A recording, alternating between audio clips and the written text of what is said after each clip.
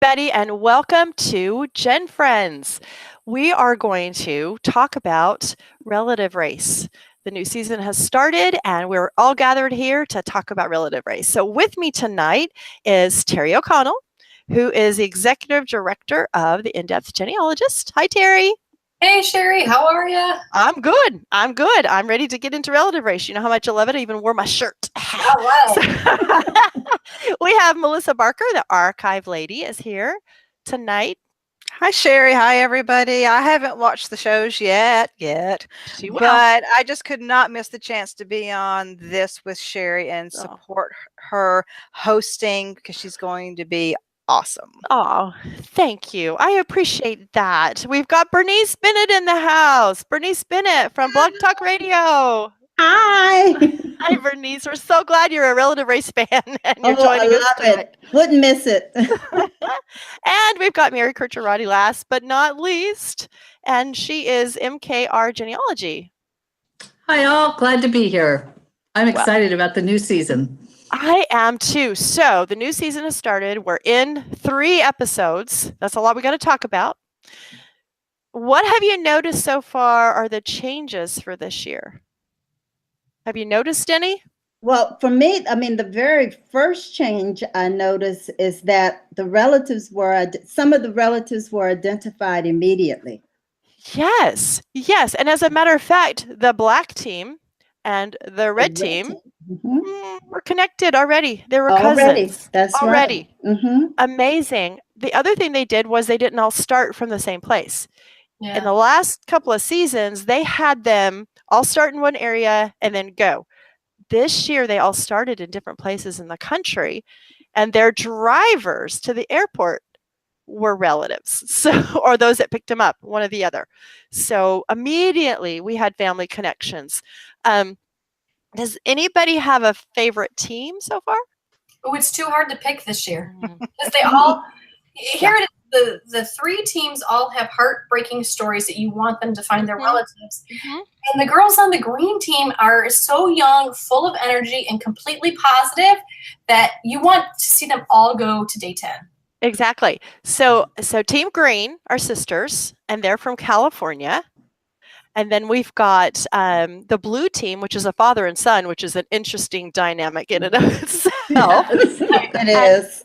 The father found out that he was adopted when he was like 12 years old and knows nothing about his family. And now that his adoptive family has passed on, he wants to find out about his biological family.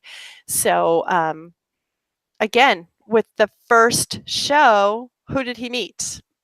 He met his father. He met his father. Yes, the very first show. And the interesting thing about that was that they had to record that ahead of time because he was terminally ill. And so what you see on that first episode is actually a flashback because by the time they had recorded the show, he had passed away. So that was so touching and amazing just at the beginning. And then we've got the red team, and the red team is from Texas, and same kind of story with Troy. He's looking for his family. He knows nothing about his family. And then the black team. See, we've got all these teams that, like you said, Terry, they have such touching stories. The black team, Rebecca, the wife on that team, her mother died when she was 2, and what sounds like some very sad circumstances where her father went to jail for it, and she knows nothing about her. Stories confused because she's got 2. There was so her mom died when she was little, and then that married and murdered the stepmother. Oh, the stepmother. That's right. You're right. You're absolutely right. You're right. Oh, it gets so convoluted. Yes. And her quest is, did my mother's family even want me? Do they even know that I existed, and did they want me? And so right from the start, she's meeting relatives. She meets an aunt. She meets her mother's sister. So heartstrings are already, even from the beginning. One of the other changes that they're doing this year that I like is the teams can communicate with each other during the day. So there's a little smack talk going on, Exactly.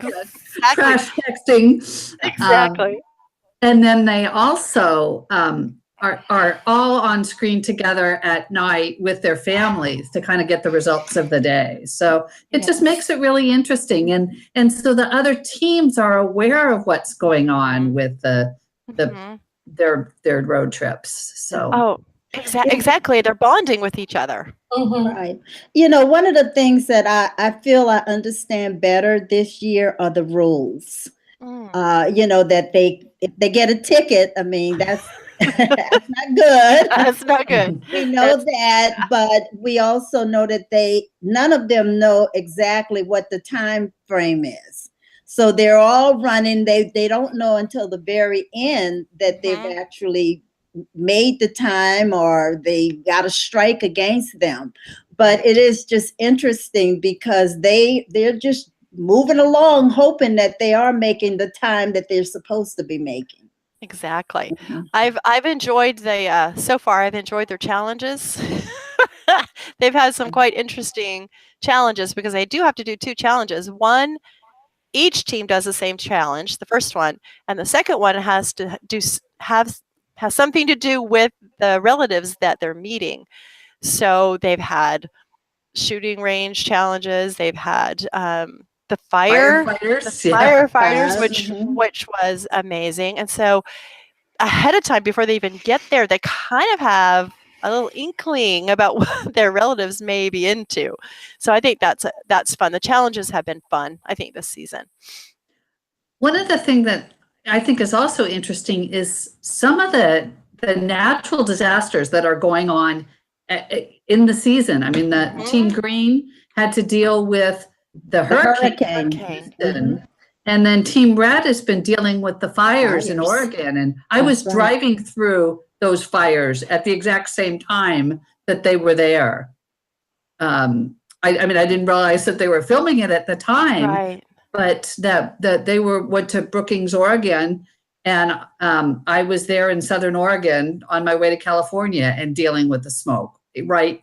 Within 20 miles probably of where they were. Oh gosh.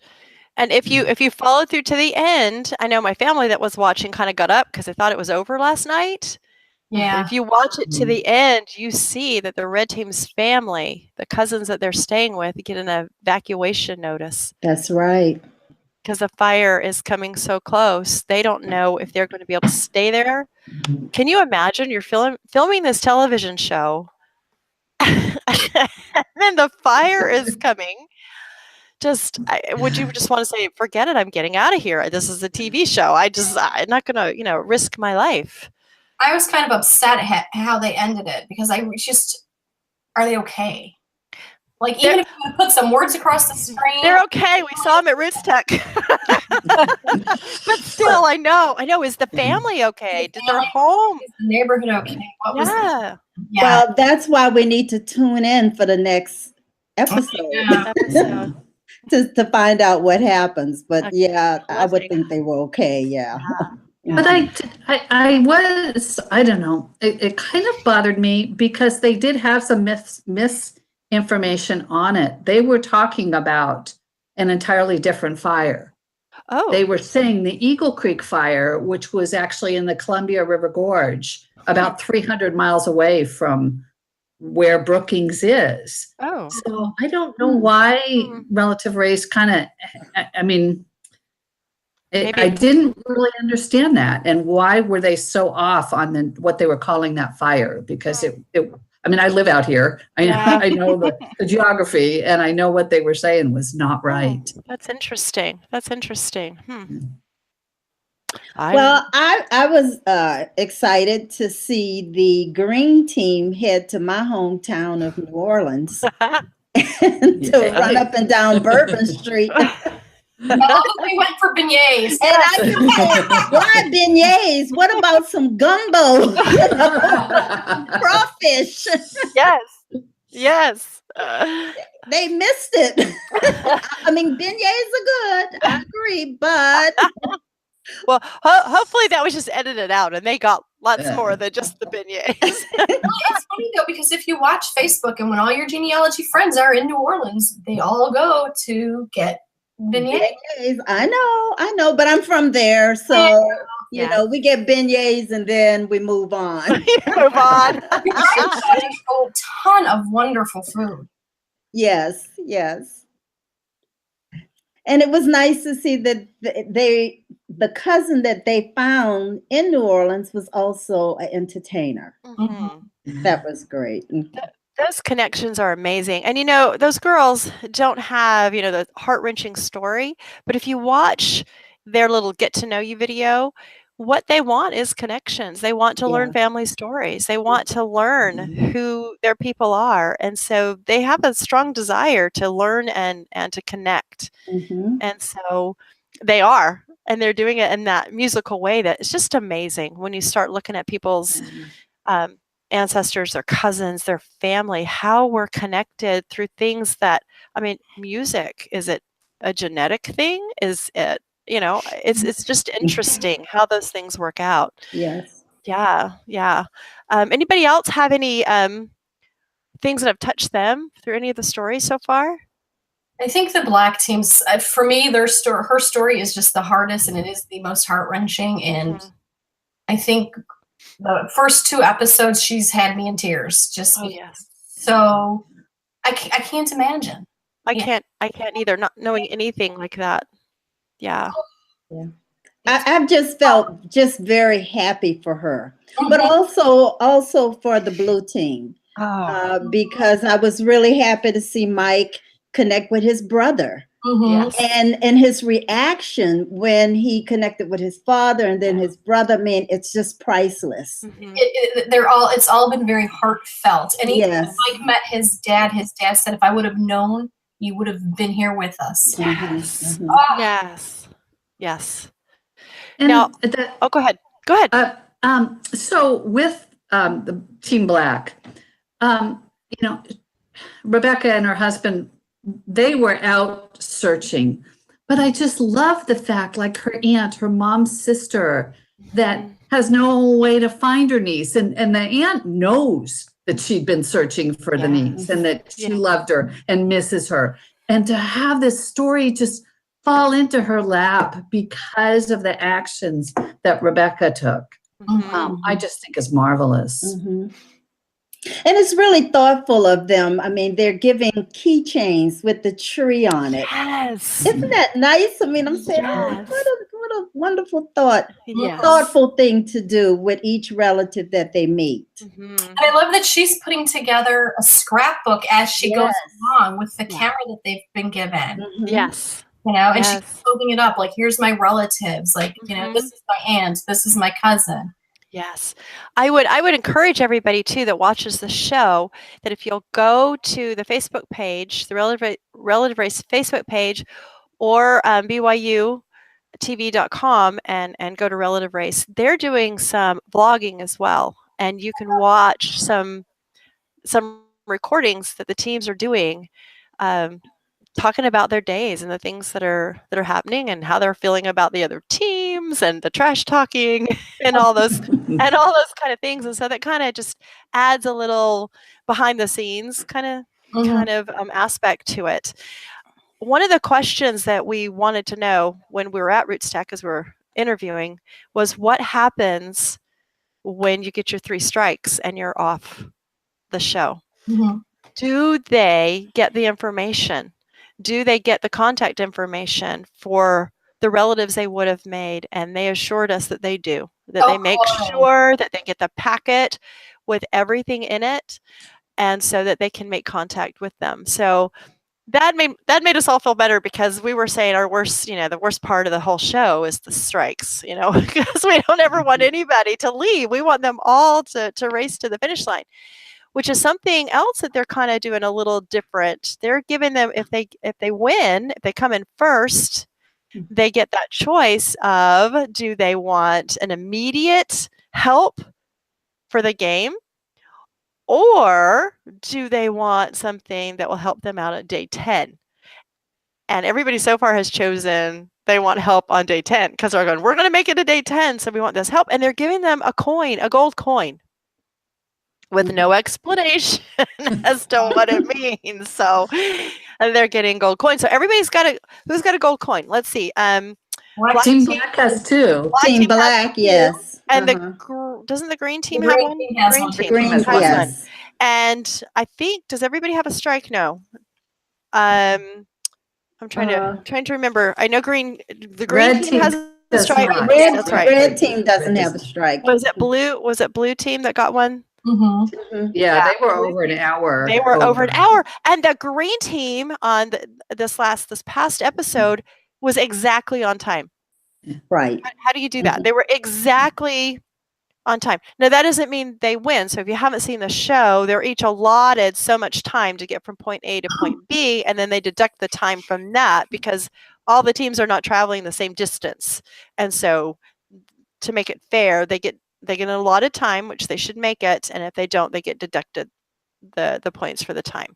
So that's how that works. So also, another thing they're doing that we're not seeing on screen is they're letting them stay with their families a little bit longer than they have been before. So I think that's great. And Dan was mentioning this point too, is that people will say, they've raced and they've done these challenges and they get to their relatives. It's like, take a selfie. And it's not like, hello, how are you? Or whatever. It's take a selfie because we need to stop that time. And he said they've thought long and hard about that, but how else are they going to stop the time? Right. You have to have some way to stop the time. And so that's why they do that.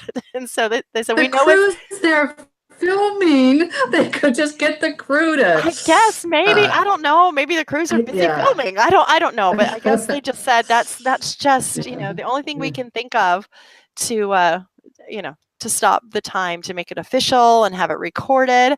But once again, we've got a team that's having trouble with selfies, and there's always seems to be one team that's kind of a little comical, and that seems to be the blue team this year, because last night we got a cramp. And then they went in the wrong direction. The very first. And then Dad told him to turn, and he turned, and Dad said, "No, not that." But he loved his son anyway. That father and son dynamic. That's another thing that's new for this year, is it's not just husband and wives like it has been. They've got that new dynamic, which is really working. And so people who are thinking about wanting to be on the show, think about that now. It doesn't have to be a married couple. It can be best friends. It could be, anything you can apply. And so I think that's great that they're expanding and doing that this season, because that's interesting with a father and son, and the dad tells son what to do, and the son trying to be respectful, but yet Dad. So I can't even imagine running that race with one of my parents or one of my siblings. I think we'd be just pulling over, smacking each other, and that'd be the end of it. So that's funny. Yeah. So how do you feel that the show is helping other people get interested in genealogy? Do you have any thoughts about that? I know that my husband is watching. My 15-year-old son watched last night, and these are the people that, if I start talking genealogy, their eyes roll back in their head and they don't want to hear it. But they were into it, interested, asking questions. What does that mean? Second cousin, whatever the labels were, wanting to know what that meant. One of the bloggers' daughters watched, and I can't remember, Elizabeth. Yes. And her daughter actually blogged about it for her. Yes, I loved that. I did a blog for years for her. And it was a cute little post, like really explaining the background of the race. So that was good to see that it's reaching that younger generation, because you've put some okay things.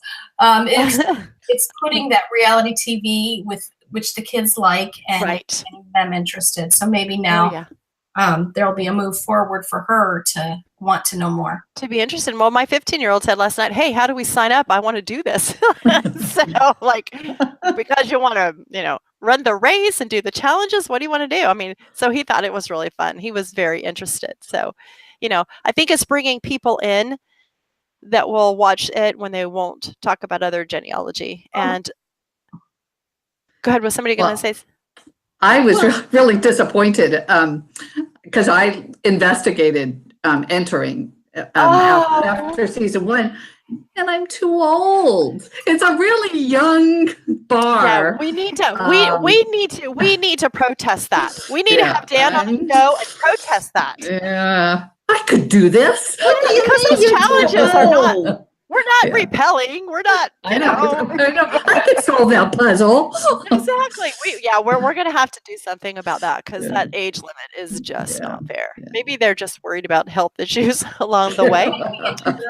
Insurance to cover that. Exactly. They don't want people who really know how to use maps on the show. That's the whole thing. That's it.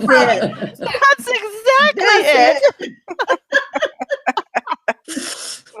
I can't even imagine how hard it would be, though, to hand over your cell phone. Oh, forget it. And not be connected and not be able to use my Google Maps when I want to go somewhere and have it tell me where to turn.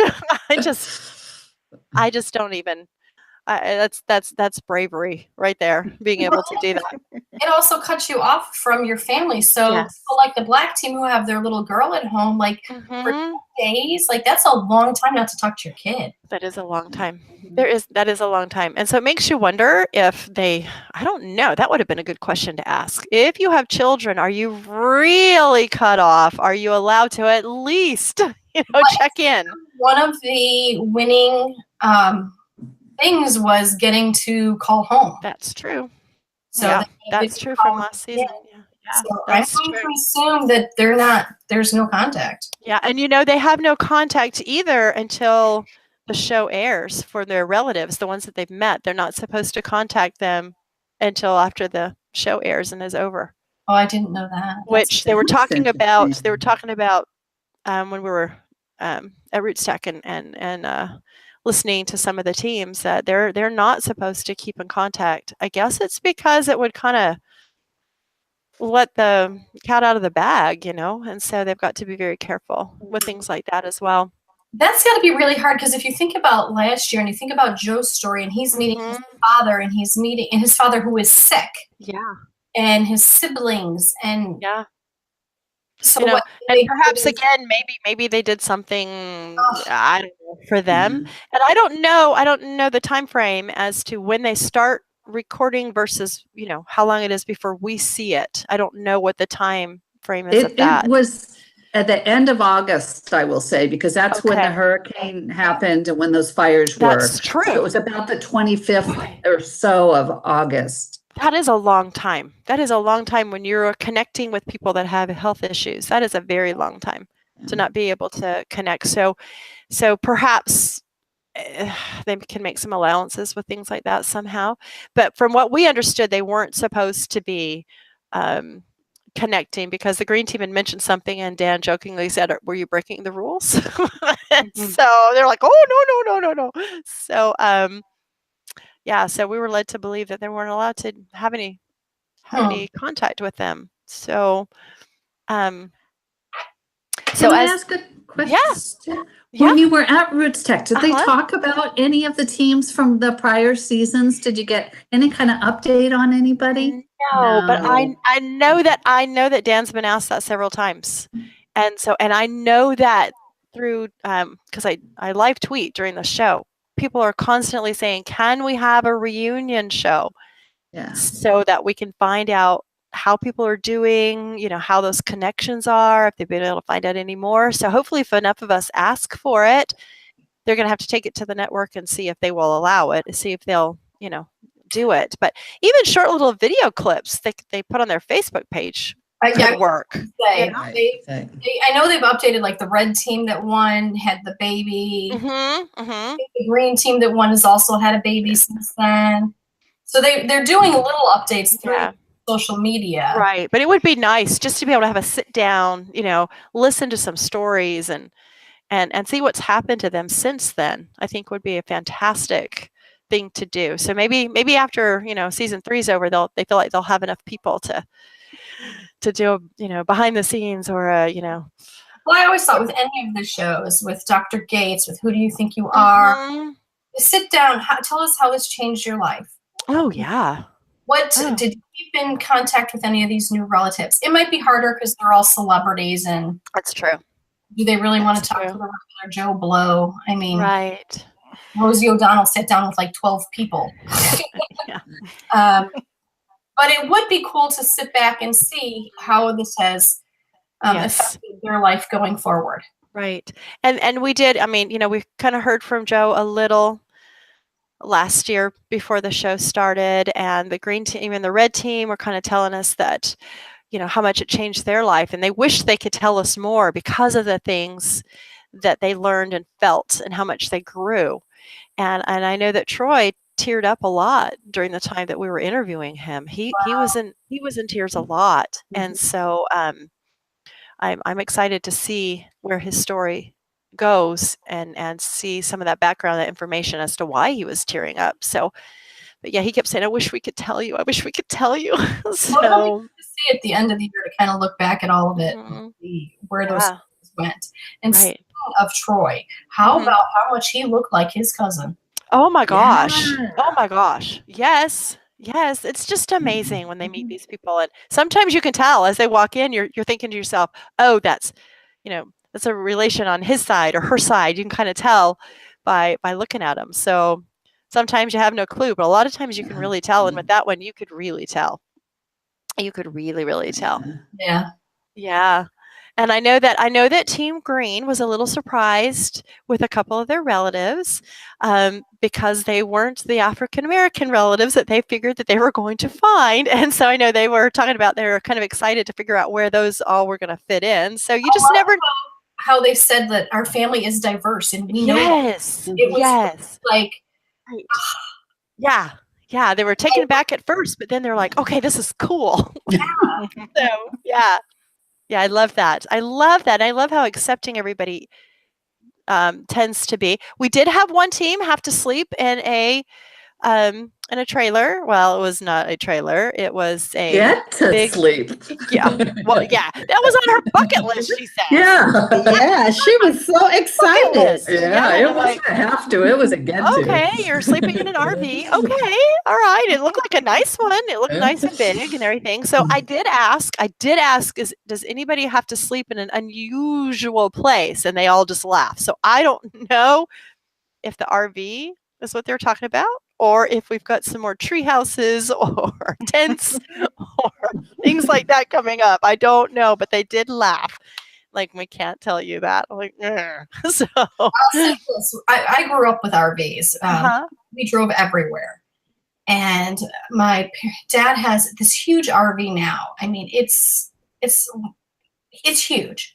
And it's nothing like what they showed us. I mean, she walked in, my mouth dropped. I was like, oh my God, I thought my dad's RV was. I just loved that it was on her bucket list. I just thought that was hysterical that it was on her bucket list. I did an Airbnb in an RV in Tasmania. You did? Yeah. Wow. Didn't know you could do that. Yeah. With penguins underneath it. Oh my God. Wow.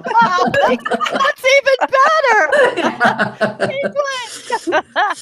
Now, I'm going to tell you, the one thing I want to know is how did Elvis Presley connect?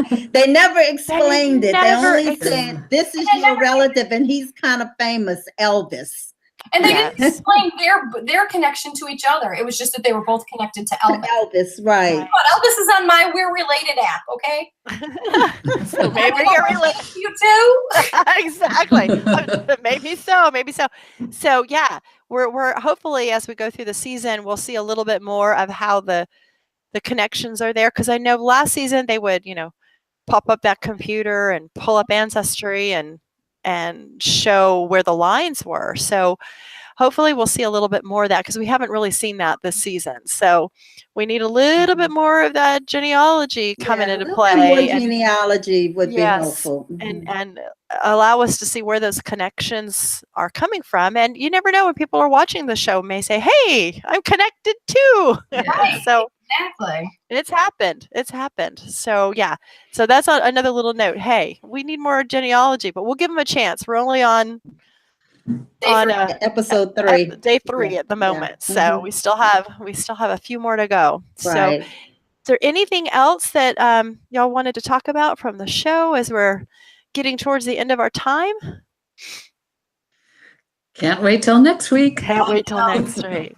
Can't wait till next week. Every time it ends, I'm like, no, I want to see what happens. Why is it the end of the show?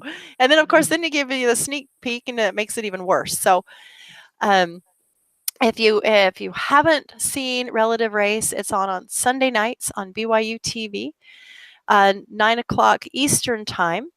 So it's late for me. And you can always, if you don't get BYU TV, you can always watch it on the BYU TV app, or you can go to BYUtv.com and watch it there. And I really would encourage you to do it because it is amazing. The stories are amazing. And it could be a way if you have eye-rolling family who does not want to have anything to do with your family history or genealogy. It may be a way to kind of pull them in a little bit, get them hooked that way. And then before you know it, maybe they'll want to fill out a pedigree chart. Who knows? Also, for all the people who want to watch the regular Joe have his genealogy. This is the show. Exactly. I mean, how many times do we hear people say, why don't you do genealogy for regular people? This is a show. Mary, what did you want to say? So you've been saying BYUtv.com. It's not .com. Oh, it's .org. You're exactly right. Thank you. See, it takes all of y'all to help me get through this. So thank you so much.